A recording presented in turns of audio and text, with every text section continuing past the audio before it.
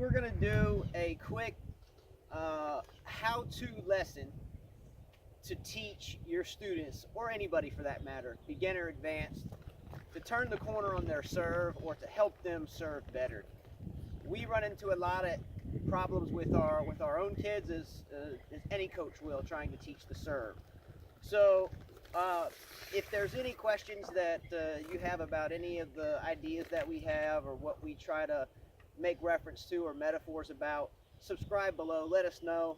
Again, this isn't scripted, or we're just kind of shooting from the hip on this one to maybe give you guys some help teaching serves to other people. So I'm going to go over a few things. This is Carla. And one of the first things that I want to go over is what it looks like when you see a beginner serve that has what we call a lollipop service motion. So when I mean a lollipop service motion, how many times have we seen a student come out, get the ball, throw it up and tap it? I'm going to grab a ball real quick. Say hello to our 2-year-old here.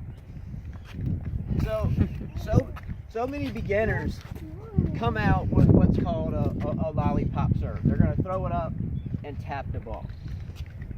What we want to try to do is get them comfortable with an overall complete service motion. What I like to do is set the racket down for a minute and find out whether or not your student can throw a ball.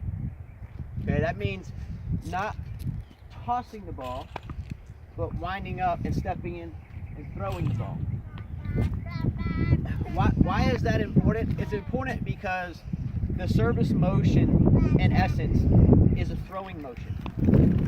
So many times we coaches jump into it, in my opinion, and we start talking about these big words: pronation, rotate to flat, kicking up and over the ball. A lot of times for me, it just loses my student. So I try to break it down into a throwing motion. Here's an analogy, I guess you could say. A baseball player at the mound, if he's pitching to a batter, does the pitcher go up to the mound and toss it? Or does the pitcher wind up and step into it? Okay? So it doesn't matter if it's a boy, girl, an older student, younger student, beginner, or an advanced player, or an intermediate player. I would assume advanced players usually have that down. It's tough too for anyone that has never thrown a ball to understand what a throwing motion is. So I will ask them to pretend like they picked up a bow and arrow. Pick up the bow, they pull the drawstring back, okay? Now aim at a target towards the sky. I'll leave them in this position and I'll slide the racket right here in their hand. Okay, bow and arrow, boom. Aim at the sky, put the racket right into the hand. So I can put them in that position. So I can either have them throw a ball with no racket, put a bow and arrow position together, aim high, slide the racket in their hand. I recommend a continental grip, by the way. That's where you're shaking hands with the racket, or a little off of that. That can be kind of Eastern, but via the hand, right down that number 1 is a pretty good service grip, give or take. You can tweak it a little bit. So if, again, I have someone that wants to lollipop a serve, I'll put the racket down, I'll show them how to step and throw a ball at the fence. If I feel like even that's too obscure for them to grab a hold of, again, I'll pick up the racket at that point, say pretend you have a bow and arrow, pull the drawstring back, 2 fingers, aim up, and then I'll slide the racket in their hand, okay? So this kind of gets them from a point of up and toss to, okay, I need to get into this position. Pretty much in any sport, you have to get into a power position, or position to unwind. So whether it's baseball, football, tennis, you can make a million examples, but that's where I'll start. So I'm going to get Carla to be my student for a second, and let's see if she can mimic what I'm talking about. All right, so give me a lollipop serve. So she's going to be my beginner student from the baseline. So I'm just going to have her do one so the video doesn't go too long. All right, give me a lollipop serve. Okay. Now, I want her to put the racket on the ground and grab a ball. And I want you to throw it like you would throw a baseball or any ball towards that net. Okay? So she's got a pretty good throwing motion. So now pretend like you have a bow and arrow in your hand. Grab the racket, yep. Pull the drawstring back. Well, yeah, but use the racket as your bow. The racket out here. Now pull back with the other hand. Okay? There you go. Now, let go. I'm going to put that in your hand there. Okay? Now, toss the ball up. Stay in that position with your right arm and throw the ball over the net. Your racket handles your ball. There you go. So just an easy example. Obviously, Carla's not a beginner. She's my prop today. So that's one thing that we do. Simply get them in the mindset that, hey, the racket is just an extension of your hand, and that grip is your ball. Throw the ball. Again, nothing substitutes for practice. All right? Step number 2. Come on over here. Sometimes I'll get a student that has never thrown a ball, has never picked up a bow and arrow. So I'll bring them to the fence. Come over here to the fence. I think most kids know what a hammer and a nail is. So I will tell them that I'm fixing to nail a nail into the wall, right? But what I want to do is get them to understand that in the serve, okay, that when you get to the point of impact, which is the fence, you definitely want your hand to be flat, okay? Or to be what they would call pronating, okay? So it's like a karate chop, but right before we get it, okay? All right, so with that example, we're gonna go back and we're gonna let Carla pick up one, lollipop, as a lot of very young beginners do, and then 2, do the same thing, but using this power position and hammering, but flattening it out as we hit, okay? We're gonna do 1 or 2, here we go.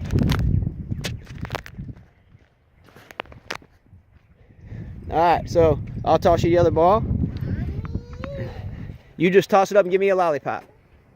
All right, that's what we see a lot of beginners do. Now, let's use the hammer example, and then rotate that wrist to that fence like you're hammering a nail and turning the hammer sideways. Oh, that's good. Here again, let's get it over. There we go. One more.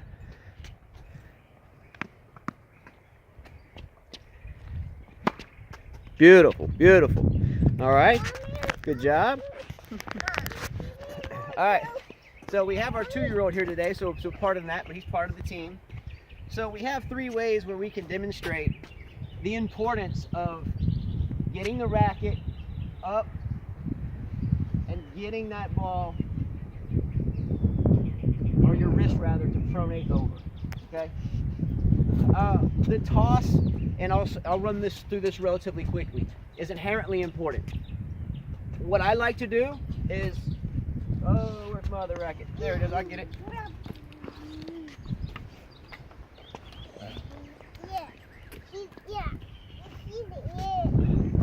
So what I like to do is I like to get a racket with the student and have them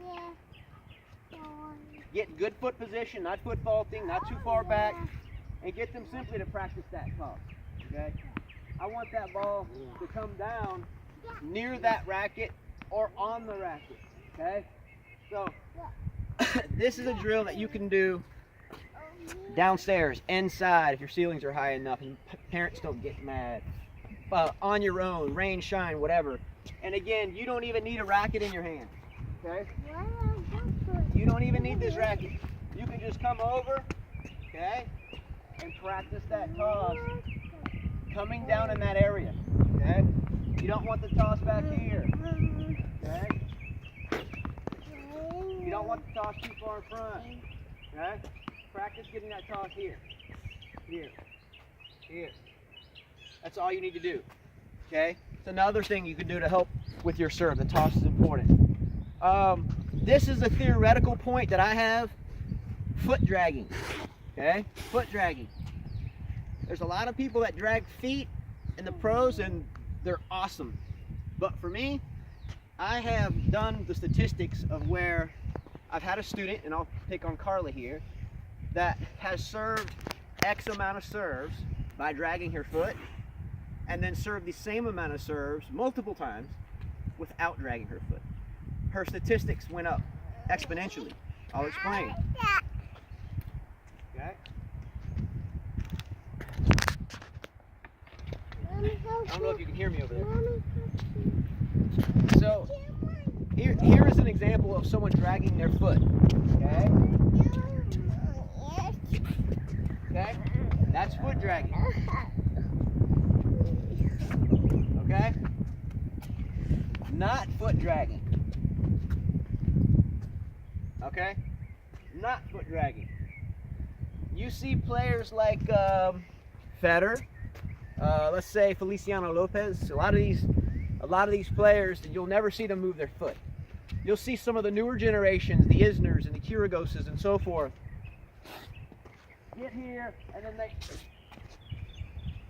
Why do I think it's statistically not important to do? Is because it tends to shift too much weight forward, and it leads to unbalance, to tripping, to foot faulting.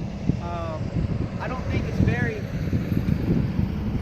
savvy for the overall package, if that's the right way of saying it. So instead of going, keep them set. Here, here, then go through it. I find it is more beneficial to the person trying to develop a consistent serve. So a quick recap, we have had ways to show people that may not have an easy time understanding how the wrist and how the arm is supposed to work. 3 different ways: bow and arrow, hammer, and a bow and a ball. The grip, again, I prefer a continental, which you can tweak, but that's a pretty decent grip for me, whether you want to hit flat, whether you want to spin it, kick it, whatever. Dragging the foot is another thing. Getting rid of the lollipop. That's something that we definitely, as a coach, tend to be, or at least I feel, if I have a student that's doing that after a couple lessons, I feel like I'm not doing something right. So to me, I really try to get the lollipop out of it. Grip. So there's a million other things that can go into the serve. Fluidity, the down together. So many kids do the quick jerk up. It needs to be a nice, slow momentum shift, power position, then come into it. So many times we see jerkiness. Okay? Nice, smooth balance, slow up, power position, up, hammer to the wall, and then down and through. Okay? No foot dragging. Okay? Unbalanced, fall forward. So these are all things that you can work on with your student to serve. So in ending, if you have any questions, let me know. Subscribe below. I'll be happy to do more requests. I had some people ask me for just some breakdowns and some tips to help their serve out. So one of the reasons why we made this video. But I'm going to end it though with Carla serving a couple balls the right way. So, hey, thanks for watching, and check Carla out serving a few balls. All right?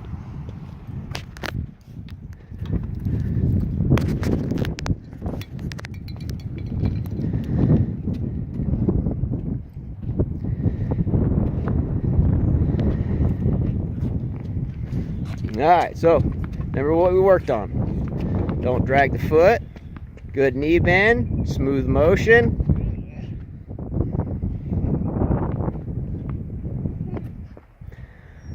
Very nice. Get up under it, brush over it though. Get some more clearance over the net. There you go. One more.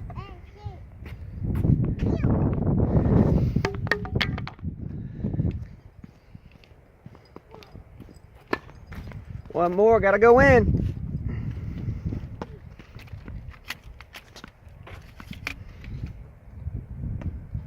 Very nice. All right, so